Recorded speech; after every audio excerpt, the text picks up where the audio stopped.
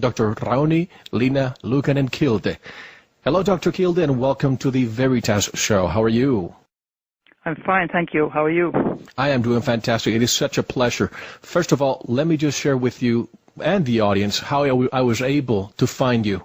Since most of our listeners know, we are an international show. And at our internet forum, we have people from all over the world. That is the beauty of being in contact with people from so many countries. All of a sudden, there are no borders, just one common goal, the truth. This listener from Germany sent me a video of you during one of your conferences in front of thousands of people. I could not believe what I heard, and my goal for the next few weeks was to find you. And with the help of my friend in Europe, I did. And by the way, I have been fascinated with every presentation and interview. You are smart, charismatic, and you convey your message with so much clarity, conviction, and sincerity that it truly makes a difference to who listens. Why don't you give us a background of who you are and how you came to research all the topics that we'll be discussing tonight? Well, my background is that of a medical doctor. I'm a retired chief medical officer of Lapland, which is the northern part of Finland. I've also been director at the National Board of Health and replaced our Surgeon General very shortly when he was traveling. I've been member of the New York Academy of Sciences, and currently I'm a bestseller author and lecturer in 6 languages in Europe. First of all, that book, I want to be talking about your book, There Is No Death. That book is a bestseller. Is it in English also? I have nothing in English. I have all the books in Scandinavian, 5 Scandinavian languages, and There Is No Death is also in Spanish. But I have nothing in English because I don't know anybody in England or in the U.S. in the publishing companies. I'm lucky that I'll be able to read your book in Spanish because that's my native language. But I just can't understand why such great material is not available in the United States. So if I can help connecting you to a publisher, would you be interested? Because your material needs to be out. Excellent. Absolutely, because that's how the books came out in Scandinavia. Somebody always called me. I didn't do anything. I was just giving, lectures and interviews to usual papers, and somebody called and said, could we have it? I said, of course. So if somebody calls from the States, I'll say, yes, of course. And there's a great story that I'm going to be discussing with you regarding your book, There's No Death, on how you came to write that book, and we'll touch that in a few minutes. But first, just so that our audience knows where we're coming from, I would like to start our interview, Dr. Kilde, by asking you this important question. What is the biggest secret in the world? The biggest secret in the world is a human being on this planet. We don't know each other, we don't know ourselves, and even medical doctors forget that 87% of our brain is water and about 70% our body is water. So what it is that holds it together? Of course, it's energy. And according to Einstein, energy just changes form. It never disappears. Who we are and why we are here on this planet, that is the biggest secret for each of us. Now, of course, the title of our show is Mind Control. Can you define mind control? Well, yes. I didn't even know that the title was Mind Control, but I would say that the purpose of mind control is to disrupt memory, discredit people through aberrant behavior, alter sex patterns, eliminate information, create emotional balance sometimes too. It can be positive too, but it usually is only used negatively. And the goal for mind control is to program an individual to carry out a mission of espionage or assassination against his own will and against self-preservation. So it's a pretty big issue. And unfortunately, as far as I know, it's only used negatively. European Parliament even warned of dangers already in 1999 in January in a resolution on environment, security and foreign policy, stating all the possible abuses for mind control. And it was calling for an international convention introducing a global ban on all developments and deployments of weapons which might enable any form of manipulation of human beings. And the whole thing about mind control is the manipulation of human beings. And that can be done in many various ways. chemically also, but mostly now with electromagnetic fields, and also, of course, psychologically. And the results of victims of mind control are devastating, and they have been publicized in many, many countries, especially in internet. Now, who's behind, who has developed these mind control systems? Mostly the military and the secret services, especially in the United States and, of course, in Russia. Already in the 50s, after Korean War, the American soldiers who had been captured and came back home behaved strangely, and they were found out to have been brainwashed. And so, of course, then CIA and U.S. military tried to find out what had happened, and they found out the Russian LIDA machine, L-I-D-A machine, which was used in programming for mind control, sending different kind of frequencies and messages straight to the brains of the victims.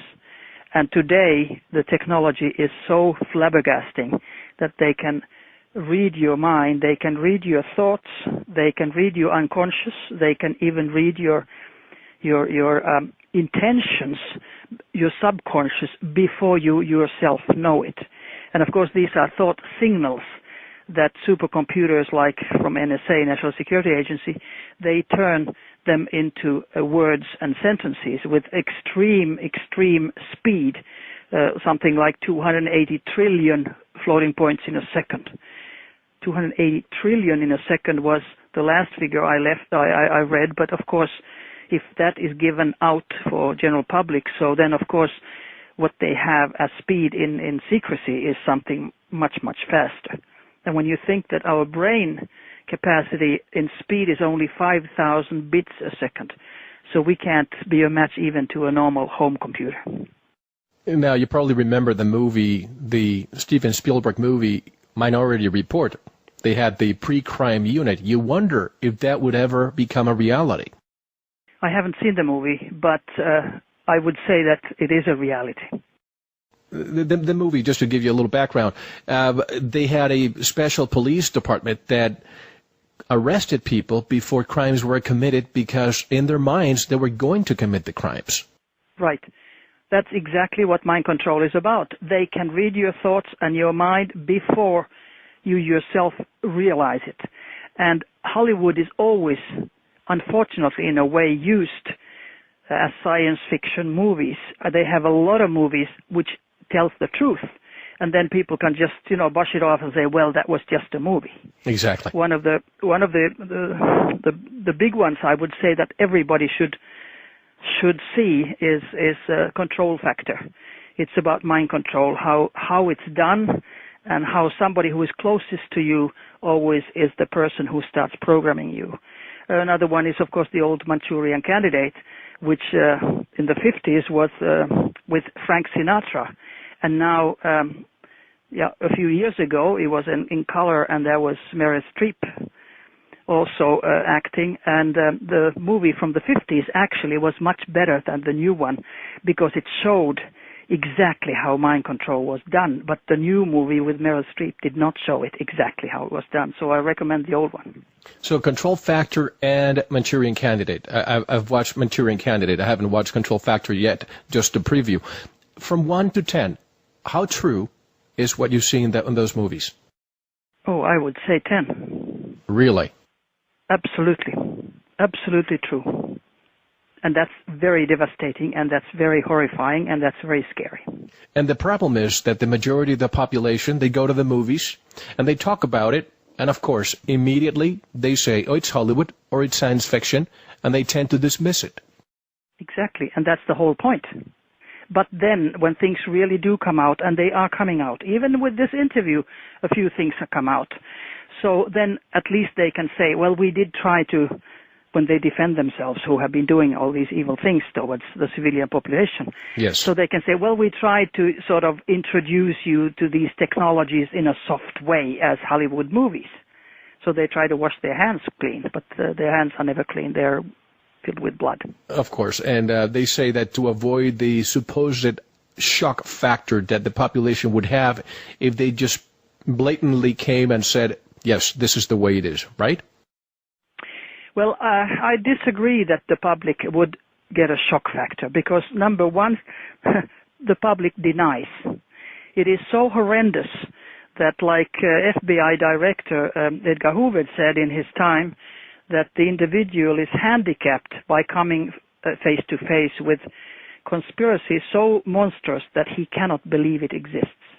So I think most people would just brush it off. They wouldn't believe it anyway, even if it comes in the evening news. No panic. Absolutely, I don't believe in that. Now, you've studied this subject for decades. When did the first mind control device come about? Well, strangely enough, I was in Germany this May, and there was a conference on non-lethal weapons, which was very, very expensive, and I believe I was the only one probably who paid himself or herself the whole trip and the fee to attend, because everybody else seemed to be connected to a weapons factory or to the military or to the police or to a scientific community like University of Moscow, etc. Right. So there it came out also everything about non-lethal weapons. And of course they're lethal, and that's always, a hazardous word, non-lethal, but it is lethal if the frequency is hard enough. And there an American colonel was saying, for instance, that the first mind control device was already developed by James Matthews in 1801. 1801. Now, of course, I don't know any details about it, but for sure details are from 50s and 40s in the U.S. About mind control and how they are using it to control all behavior of the individual who is a target for whatever reason. Now, was that Colonel John Alexander who said that? Yes, that was Colonel John Alexander. He said that. I wrote it down, 1801, because it was so flabbergasting.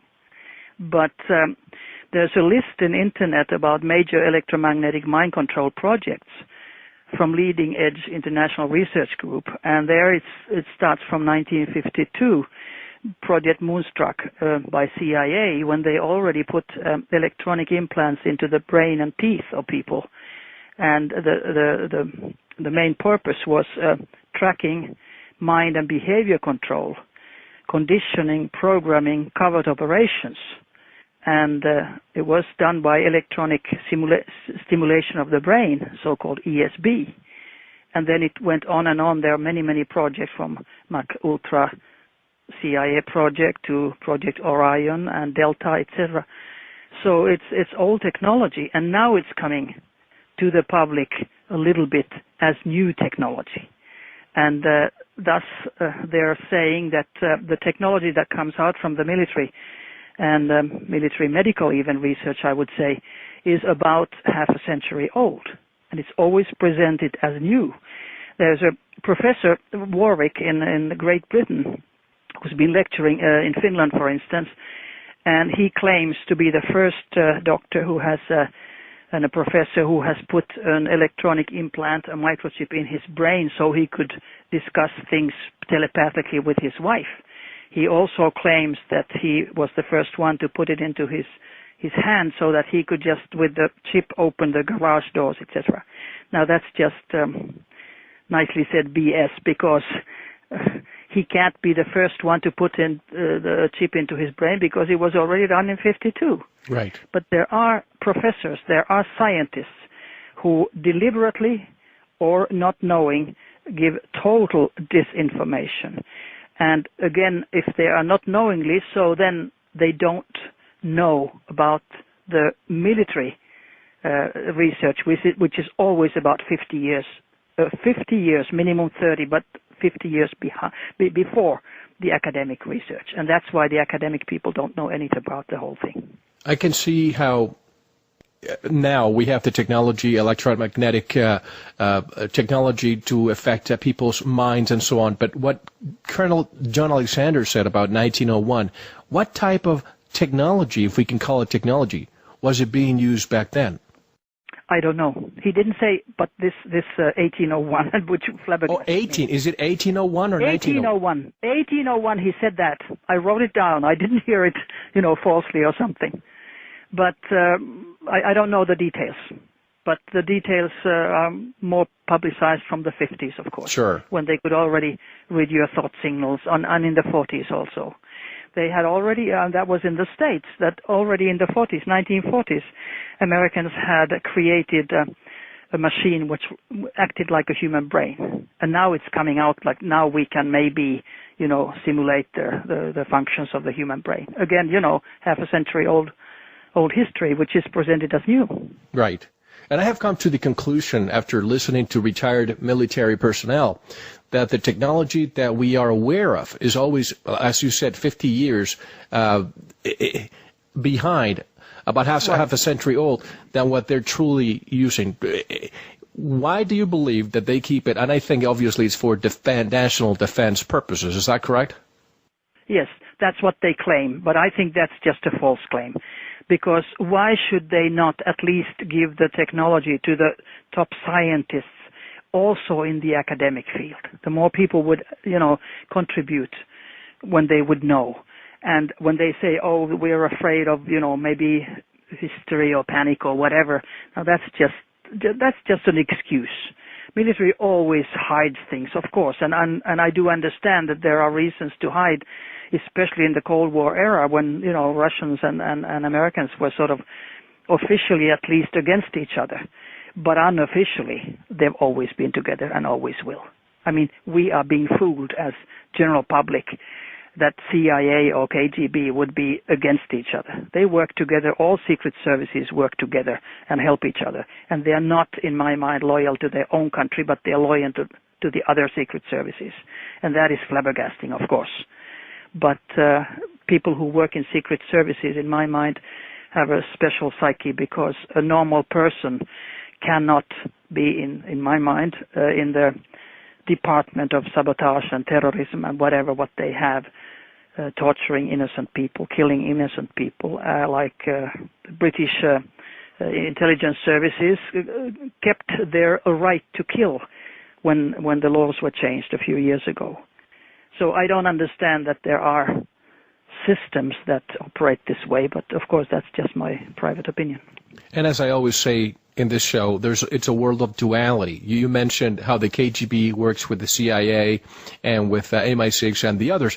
And we go back to the Cold War, the former Soviet Union and the United States. We thought that they were arch enemies, and when in reality they were working behind the scenes all the time. So the Cold War was over, and we needed to create a new boogeyman. So we created the war, I call it war for terrorism, war on terrorism. What happens after war on terrorism? Well, what's a new threat? Could it be Project Blue Beam, a false flag alien invasion? Yes, I think exactly both of them, because especially Americans, I don't know why just Americans, because of American ego maybe, they always need an enemy. And the enemy today is environment. I mean, all this history about CO2, it's not true. Yes. And there are hundreds of scientists who go against Al Gore and the UN organization, which got the Nobel Prize for this claiming, whatever they claimed, that the greenhouse effect, etc. And now the thing is, nobody said even a word about the reality of probably which causes all this melting of the ice and the bees are disappearing and whales are dying, etc. It's electromagnetic fields which have increased tremendously around the world. And even Obama is trying to, as president, saying that, we should sort of close down atom bombs and whatever. Well, they're local, even if the winds go around, but electromagnetic fields go around the world, the planet, and every single nation, every single country. That is the big threat. I think that's the biggest threat right now. And people have no idea, because people die of cancer, which increases, people die of Alzheimer's, which increases, and they don't even realize that the real reason for the extreme increase are electromagnetic fields, done deliberately also to cause diseases, so-called normal, diminished the world population. And the elite, if I can use that word, which steers the world, and it's not the governments. Governments are errand boys for the elite. So the elite says that, our planet is overpopulated and it needs reduction of the population dramatically, even by about 5 billion, when we are 6.9 billion today. So that, in my mind, is not true. The truth, in my mind, is that they are extremely afraid of the middle classes, which are increasing in numbers, and the middle class is a threat to the elite, not the working class. They call them, well, all of us, they call them cattle. We normal people are cattle for them. And the working class would not start a revolution, but the middle class could. And that's why they need to diminish as much as possible. And it's done, so that people don't realize, like the newest thing is now the swine flu vaccinations, which right. are toxic and which could kill a lot of people if they take them. And in the States, I just heard that, like in Massachusetts, it's going to be compulsory.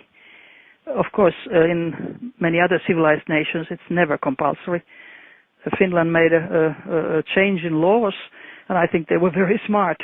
They decided that the swine flu virus is not anymore listed in the list of contaminated dangerous diseases, and when it's not in that list, of course, nobody can force you to take a vaccination. Also here in Norway, I just read that the Folk Institute's director said that no, we have never even considered compulsory vaccination, but U.S. has other kinds of thoughts, and I'm very, very sorry for the American people who have to go through this, because it's going to be a catastrophe. And I say this all the time, and even in my circle of friends and family. And that's why I have a show, because this way I can actually speak the truth. But when you talk about global warming, which is to me a ploy to tax and control the world, when I tell people that other planets are getting warmer, and if there's supposedly no inhabitants in other planets, then why are they getting warmer? Second, swine flu. I've been covering swine flu ever since the alleged first case in Veracruz, Mexico. And it's just a ploy. When I tell people that in 1976 they tried it in the United States and it failed and many people died of Guillain-Barré, they still don't believe it. And now the World Health Organization has it to level 6, which is the pandemic level, when only about 1,000 people worldwide have died. And in the United States alone, last year, 33,000 people died of the regular influenza. So explain to me, how is it that we are to believe that there's a level 10, but not that many people are dying? Well, unfortunately, WHO, like UN and NATO, are under control of whatever name you use. Some people use Illuminati, some say organization, some say the New World Order, whatever it is. Yes. In my mind, I have found out that the most of those people who are governing this planet, they are Zionists, and they want to have Jerusalem as the biggest city, or the most important city, the capital of the planet. Of the world, maybe they right. succeed, maybe they don't. I don't know. But anyway, WHO is a corrupt organization. I have myself been representative of Finland there in a couple of years for tropical medicine, and then I was sitting for months in every single meeting they ever had. I saw how they voted. For instance, I was asked by my government to say that Finland was interested to take part in a committee which was dealing with research of tropical medicine. And that was a surprise, because they had, I understood, from beforehand decided that France is going to go into that committee. But I had to, raise my hand and say that the government of Finland is asking for a place. So they had to vote. And I happened to be 1 meter from the voting when they put every country's name in a little piece of paper. And then one of those little pieces of paper was turned into a triangle. I saw it clearly. And the man who took the vote, the piece of paper, was, clearly showed that take this one, which is, in a triangle. He took it, and that was France. So, and then when Dr. Mahler was, he was Danish doctor, who was chief of WHO at that time, in the 70s. So he had been serving his fifth 5-year term, but he wanted to have 2 more years. And then a Japanese candidate came up and wanted, the 5-year term. So they were, those two were against each other. And what happened with the voting? Before the voting, the Japanese went around and offered, and this is from diplomatic circles because my husband was a UN diplomat, and they talk, as you know, with each other. Sure. So especially third world countries and their ambassadors, representatives to WHO, were offered a Japanese new car. Everybody gets a Japanese new car if you vote for the Japanese. And the Japanese candidate won. So, I don't have big respect for the things they do, but I understand now that they are under New World Order control and they get an order and they have to obey. And that is very, very sad that some people from outside can steer big organizations who originally were created to be very good and think of the health of the whole planet and all the people. And of course, no pun intended, but Big Pharma wants a big financial shot in the arm. They're behind this, I presume. Absolutely. It's a billion dollar business, of course. Now, espionage and assassinations against your will are the 2 primordial purposes of mind control. Do you think presidential assassination, let's say President John F. Kennedy, his brother, the Pope, President Reagan, to name a few, were these assassins victims of mind control? I would think so. At least Sirhan I've read a lot of papers about him and his programming. Yes. And it was interesting that he said after he had fired, he said, "Did I do it?" Didn't remember. So it was clear to me after reading what had happened that he was totally mind controlled. And then when he was also killed, not to be able to talk. So, that shows something. That usually happens. It's very sad. It's the same thing that happens with the school shootings and the big store shootings when a young man usually just starts killing everybody who happens to be around and then kills himself.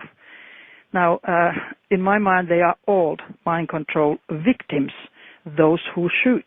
And of course, their victims are also victims.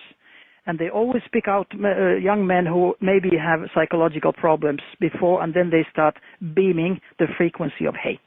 And when the frequency of hate is beamed at you for months or a couple of years even, there's nothing you can resist. You have to be a robot and you have to kill.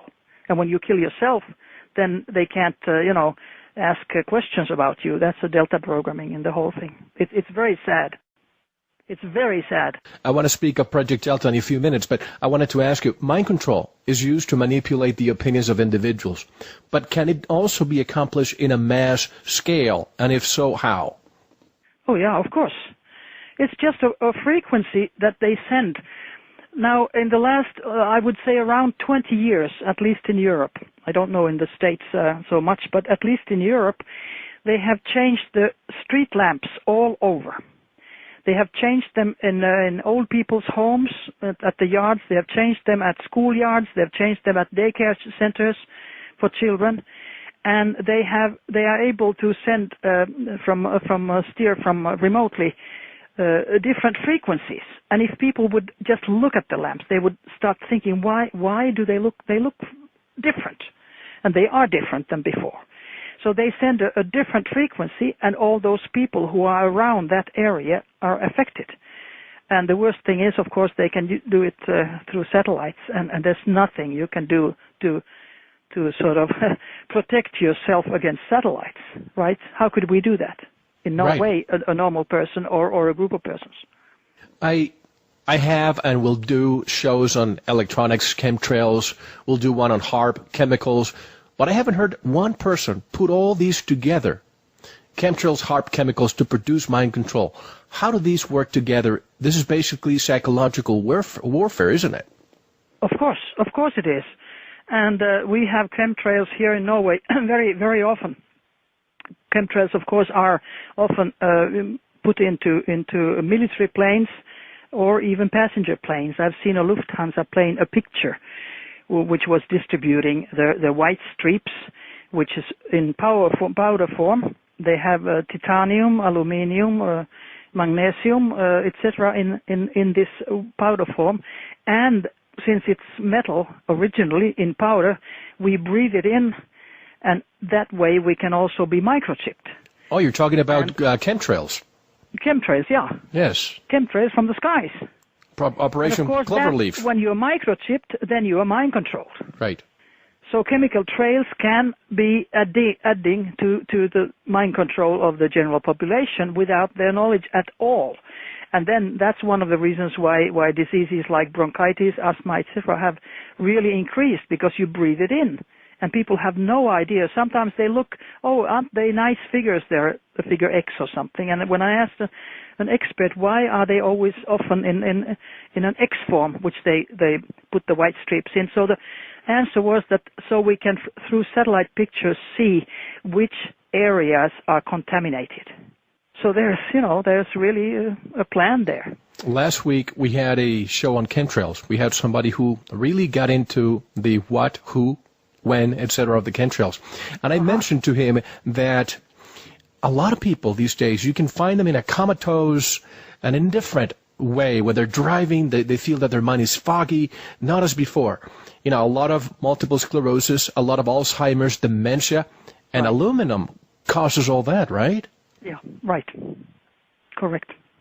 It's done deliberately to destroy the population of the world, to get more money for Big Pharma, because when you're sick, of course, you need medicines and you need doctors, and so Big Pharma gets the money. Right. And then, of course, when it gets bad enough, you die.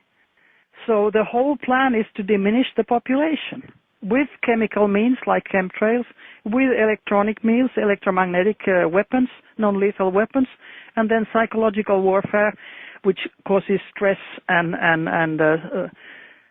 ill feelings to people, so that they get stressed and then they get tired and maybe commit suicide or whatever. It's a plan of the devil's, I think, and people don't know about it. They just suffer and die, and they should know about it. As Henry Kissinger says, we're just simply useless eaters or useless containers. Exactly. Yeah, we're cattle.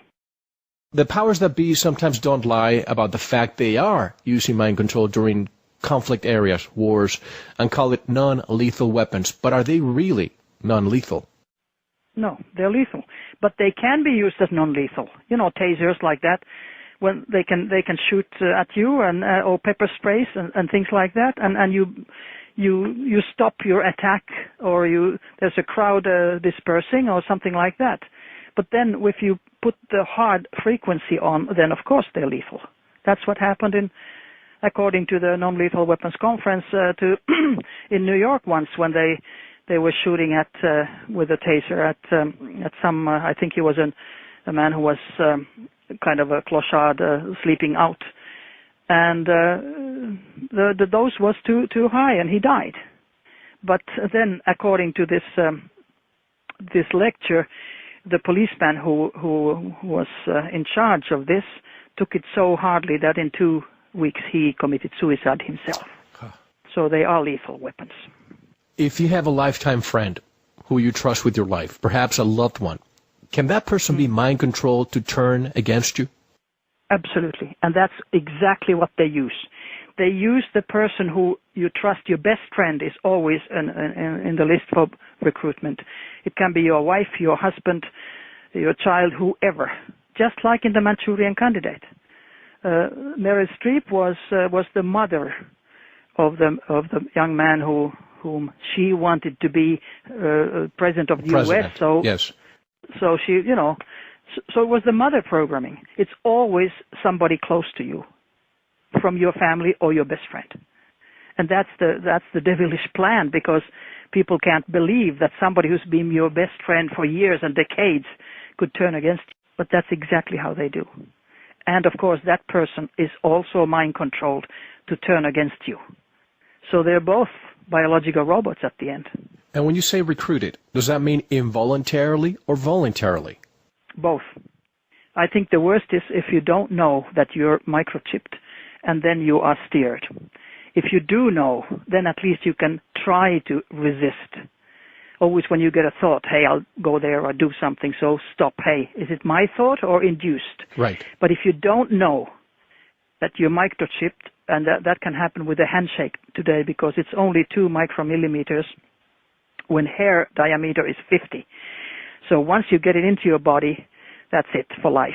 It stays there and you're steered. And there's nothing you can do. You can't even operate it out anymore because in the 60s and 70s they were size of rice of grain, a little thing, maybe 1 centimeter. But now since they're 2 micromillimeter, so you can never get it out. It's nanotechnology. Exactly. That's what it is. And to prove that you have it, if you want to, you can take an MRI, X-ray, and that gives a signal. It gives a signal. I know a Swedish man who was implanted by the police when he was arrested for something. He was implanted in the prison, and his head. When you have a device that can get the signal, his head really squeaks.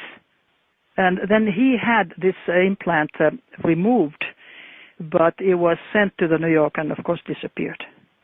Nowadays, you can't remove them anymore because they're so small.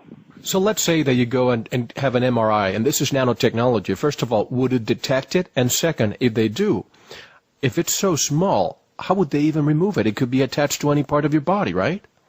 Yeah, they cannot move it anymore. It's only that they can give a signal which shows that they have it. Mm-hmm. But they can't take it away, and it's too small, and it can just, in an X-ray, look like a little dot. Right. You can't remove it.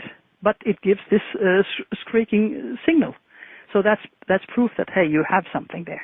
So for somebody who was involuntarily microchip with a, let's call it nanotechnology microchip, is there a way to deactivate it, or do they have to live with it forever?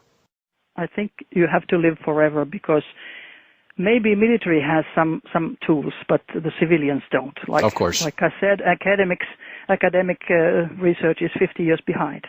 But usually when military develops a weapon, and this is a weapon, according to the British Medical Journal, already it was in 12th of July 1997, there was an article where they warned doctors not to go along with the weapon industry, which meant microchipping of patients. Mm-hmm.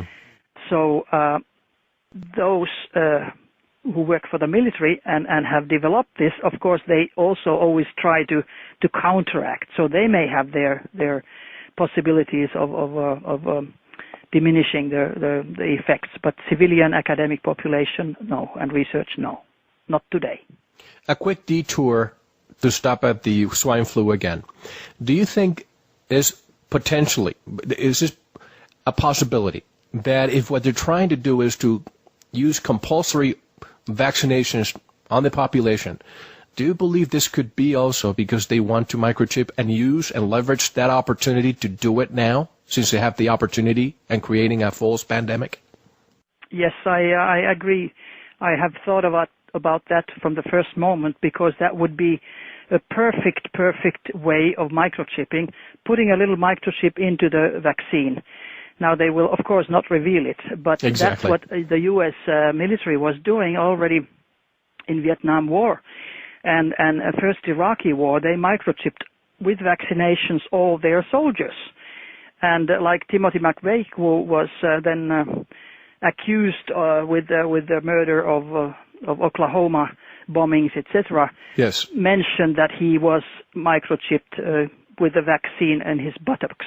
Exactly. So, and then of course FBI, who probably was behind the whole thing, well, just washed their hands, and then they always take somebody who is a victim, who is going to be the person whom they accuse of being the criminal.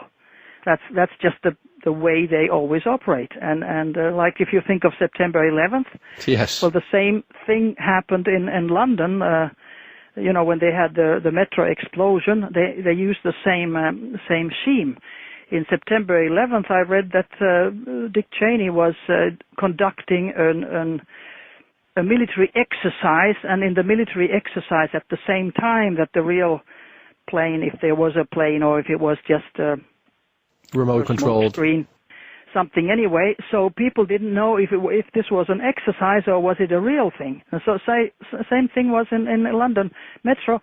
Scotland Yard was putting out an exercise about explosion in the metro, and at the same time there was an explosion in the metro. So they always use it, like Pearl Harbor, the same kind of like some scheme.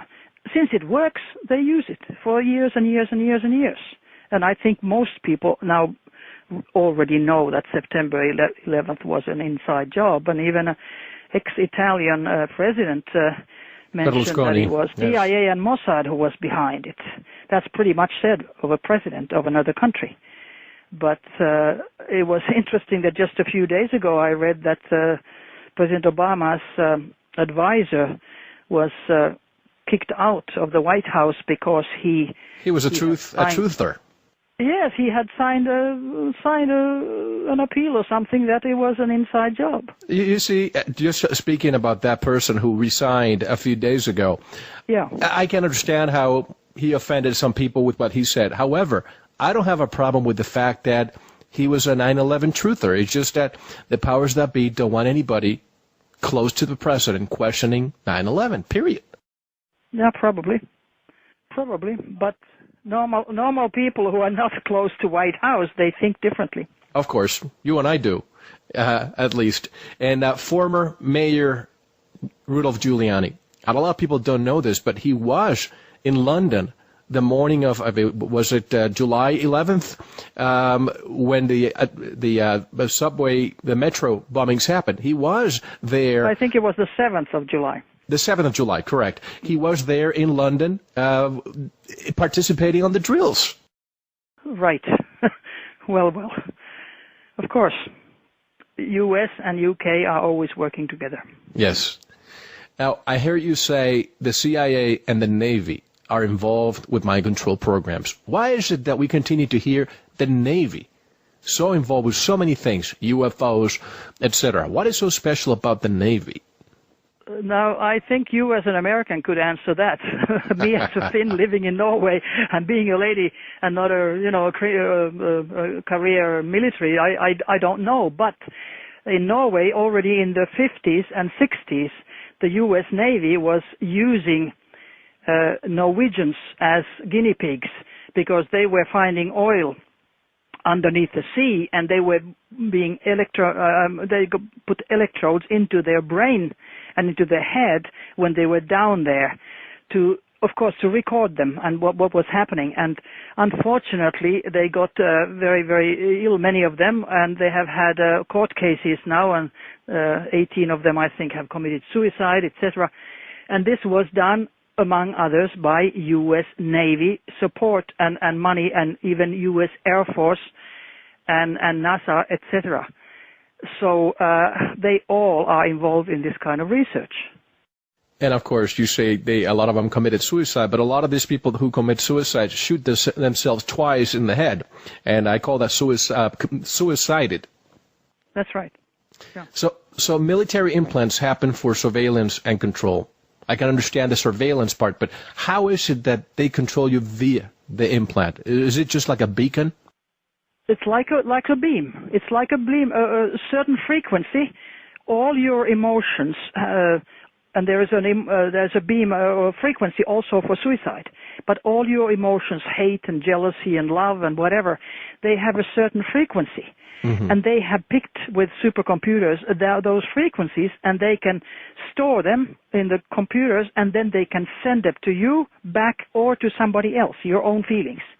And therefore they control you totally. If they want you into a rage, there's a frequency for rage, and they use that sometimes, especially like Los Angeles riots. I mean, I think that was a good example of group kind of a mind control experimentation. And if they would like us to be lovable, they could do that too, but they never do. I mean, the military is not for love and for something positive. It's only for control and negativity. And that's how they exercise. I read in a Finnish newspaper once that an admiral mentioned that, well, of course the military has to exercise. If they have a new weapon, they have to exercise. And who do they exercise with? Well, from Norway, they can't go against Finland or Sweden or Russia, which are neighboring countries. They can go against their own population. And the same, of course, goes for the U.S. But the U.S. uses an awful lot people in Scandinavian countries because we are few people, around 5 million in Norway and Finland, and 9.5 in Sweden. So they are used as guinea pigs. It's easier to control. It's easier to use us. And we're used to obeying authorities much more, I think, than in the States, because at least in Finland we've been under Russian rule for a long time. And when the Tsar said something, well, everybody obeyed. And that's why WHO has been using us as guinea pigs for vaccinations. Because they're obedient. Yeah, because I remember when I was in office in Lapland, so we had a vaccination program because there was, again, some flu coming from an Asiatic country, and everybody got vaccinated. But afterwards, not before, we found out that the vaccine that was given was totally different from the disease that had the virus. So we were just guinea pigs, and 90% did go and get their vaccine. And when somebody died, it was always explained away that, well, the little boy had a brain tumor already or something like that, because the true figures and statistics are not given to the public. It's only with the people working for the system. And going back to the swine flu in the United States, 1976, at least back then, pharmaceutical companies who made those vaccines did not have immunity, and you could sue them if they created a health hazard. But now they've revoked that. Now there's immunity for them. How can people not see that if a large number of the population gets sick or die, there's no recourse? Why would you even think of getting vaccinated? Well, I mean, as I have understood, in the U.S., it's going to be compulsory. And I read that 97 in Maryland at some county, the children were vaccinated and the army police were there with guns that they got the vaccine. And if the parents refuse, they get a fine of $50 a day or 10 days in the jail. Today, in a report I just read, that today now U.S. is planning a fine of $1,000 a day if you refuse. And then FEMA has all these concentration camps already ready for those who say no. Now, I think that the U.S. is going down the drain, and it is done by the U.S. people without realizing what they're actually going into.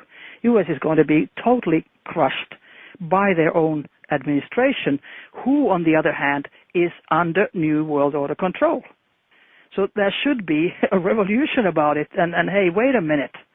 But they have their ways. They threaten your family, they kill your children, they killed my mother, my father, and my best friend. I'm not killed yet, but they have done a lot. They have shot me with I think it was from the satellite just last week. Every time I give a lecture, I did yesterday or two, they do something. And they hit me so that my glasses went kaput, and when I looked at it, they dropped on the floor. It was like cut with a laser, and that was 2 millimeters from my head. Now, either if it had been meant that I would die, they could have done it, but I think this was just a warning, and it just shows the technology, which is incredible. They can hit you from a satellite with 1 millimeters, exact place. And I've been hit unconscious. I've been poisoned, so that I was taken to the hospital with an ambulance, etc. My house has been robbed over 300 times. It's never of valuables, but always of reports. I come from a conference. The conference reports disappear, so I have to have a rucksack with me at all times, because I've tried to leave something at home, and it's always gone. It's always gone. No signs of somebody coming in, so they have keys to and they do have keys to every single house in the whole world if they want to. And the police does nothing because the police protects them. And that is the worst. The corruption of the police, the corruption of the legal system is just a fact in all countries. Because those who govern, they own them. They own the mass media, they own the police, they own the juridical system and all that. Not all. There are always good men and women in police and the army and all that. They're always good, but they're always bad apples. And the bad apples have had the power, at least so far. And Dr. Kilde, we are so privileged to have you on today because you and I had spoken on the phone a couple of times and you share your story with me. You obviously have a mission, and you will not die until that mission is complete. Now, a lot of people may think that we're fear-mongering. And folks, we're talking to a distinguished former chief medical officer of Finland. This is somebody who has researched this information, and sometimes in the United States, you don't get the news if you turn on your TV. You have to step outside. And I'm willing to bet that you get in Norway, where you reside now, more information about what's really transpiring in the United States than we do here. Am I correct? Absolutely correct. And that goes not only for the U.S., it goes to other countries too. You have to get outside the borders of your own country to find out news. The last news I just read today, it was an internet sent to me that Pentagon has forbidden soldiers who serve abroad to use internet. Now that was news to me. Huh. Because of course the soldiers who use internet abroad, they found out a lot of things that are not printed in the USA. Sure. So that's exactly how it is. And I think that the I think American ego is one of the reasons for this, because I was an American Field Service scholarship student when I was 16, 17 in Milwaukee, Wisconsin for my senior year in high school. And I loved America, and I loved my friends, and I loved my family. And I was just a few months ago in our 50th class reunion, which was great to see the people after 50 years. But I noticed something, that 51% of my classmates, and we were 140 or so, had and still live after 50 years in the Milwaukee area. 51%. Mm-hmm. And many of them had never been abroad. It was Midwest. And when I talked with them, you know, I was flabbergasted how little they knew about what their own country was doing abroad. I criticized, of course, you know, the wars that U.S. is doing in other countries, etc. And one lady said to me, well, why do they always ask for our help? And I said, come on. It's puppet governments that ask for help. It's not the people. And she couldn't understand it. Right. So you know, it's very, very much ignorance. And one of the reasons is, I think that, like I said, American ego. Americans go abroad and then they come to Finland, for instance, and then can say, oh, they didn't even speak English. I mean, you could go to another country. I expect everybody to speak your language. I speak 6 languages, but I would never come to the U.S. and say, well, they didn't speak Finnish. Right. But this is the way American, you know, education is that way. And it was worse in the 50s than now, but still it exists. Well, the whole dumbing us down strategy is working. And by the way, exactly. Compulsory vaccinations. And folks, I hope that this does not happen. Call me fearmonger if you'd like, but I've been ringing this bell ever since this started back in April, that more than likely the Level 6 World Health Organization is there for a reason, that allows the governments to issue emergencies, institute martial law, and give us compulsory vaccinations. The question that's in everybody's mind, and I've discussed it in the last 2 shows, Dr. Kilde, what happens if there's compulsory vaccinations and I say no when I have a gun pointing at me? Yeah, that happens in the U.S., I think. I don't think it's going to happen in Europe, at least not in Scandinavia. It's a problem. I think that they're going to take you to the famous concentration camps, And then they're going to vaccinate you anyway. That's what I'm saying. That's why I'm trying. This is a show that's listened to as of this month in 143 countries. I don't know how many in the United States, but I'm trying to ring the alarm so that more and more people are aware of it and they decline. Because if they criminalize this, if they make it a criminal offense and they say it's going to be $1,000 a day, hey, you might as well make it $10,000 a day and put us all in jail. How many jails are they going to have to, or prisons, or FEMA concentration camps are they going to have to build to put us all in? Oh, they have them already. They have 800 FEMA concentration camps in the United States. They have rails going there. They have, as I've heard, that they have even crematoriums there already. So they are there just to open the doors and send people in. So they have them in the USA, but no place else. Right, right. And that's why U.S. is going down the drain. The whole country is going to be crushed. And I feel so sorry for American people. But it is the administration that does this. It's Nazi Germany. I don't understand how those people who are on the top, how can they allow it? Okay, maybe they're all mind controlled to do that. But if they're not, how can they allow that for national security or whatever reason they will kill 5 billion people with vaccination, with conventional warfare, with chemical warfare, with like chemical trails, and with electronic warfare? It doesn't go into my skull. It doesn't go, why do they do this?